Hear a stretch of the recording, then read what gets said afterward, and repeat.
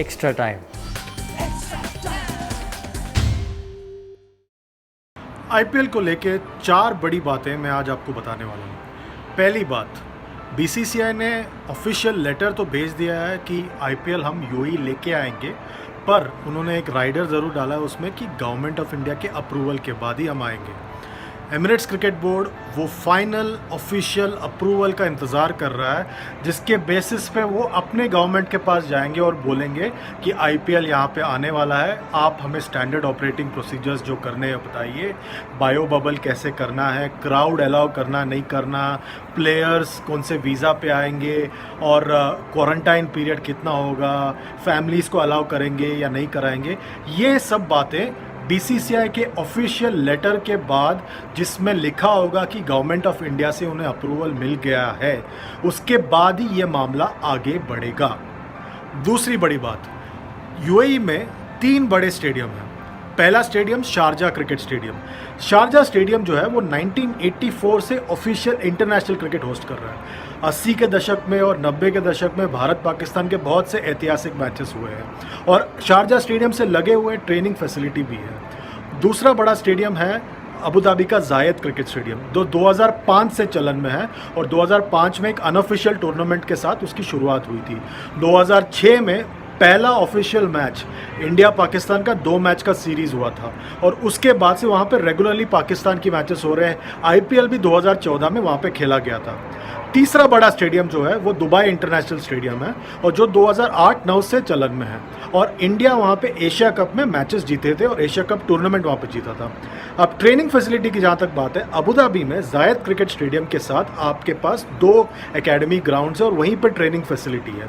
वैसे ही दुबई में अगर आप देखें, दुबई इंटरनेशनल स्टेडियम के कुछ दूरी पे एक आईसीसी एकेडमी है, जहाँ पे 2 एकेडमी ग्राउंड है और बहुत सारे पिचेस हैं फॉर ट्रेनिंग और वो अलग अलग देशों से लाया हुआ सॉइल से बनाया हुआ पिच है। और आप देखेंगे कि जब 2012 में इंग्लैंड आया था इंडिया जीतने के लिए, उसके पहले उन्होंने यहीं पे दुबई में ट्रेनिंग कैंप किया था और वहाँ पे उन्होंने ट्रेन करके वो इंडिया आए थे जीतने के लिए। और उनके पास आईसीसी एकेडमी में इंडोर फैसिलिटी भी है जहाँ पे आप ट्रेनिंग कर सकते हैं। उसके अलावा बहुत सारे ऐसे एकेडमीज़ हैं दुबई में जहाँ पे आप ट्रेन कर सकते हैं और अपने प्रैक्टिस सेशंस कर सकते हैं। रविचंद्रन अश्विन का एक एकेडमी है, गैरी कर्स्टन का एक एकेडमी है, महेंद्र सिंह धोनी का भी पिछले साल तक एक एकेडमी था एक स्कूल में, और उसके अलावा बहुत सारे हैं। उसके अलावा एक बड़ा ग्राउंड है एमिरेट्स सेवंस ग्राउंड, बहुत ही खूबसूरत ग्राउंड है जहाँ पर भी ट्रेनिंग हो सकता है। तीसरी बड़ी बात इस आईपीएल को लेके ये है कि वाइव्स, प्लेयर्स और जो सारे ऑफिशियल्स हैं वो कौन से वीज़ा पे आएंगे। वीज़ा का इशू बहुत बड़ा इशू है क्योंकि इस वक्त वो इंडिया से कोई टूरिस्ट को अलाउ नहीं कर रहे हैं। इंडिया 17 उन कंट्रीज़ में है जहाँ से वो सिर्फ अपने रेजिडेंट्स को वापस बुला रहे हैं।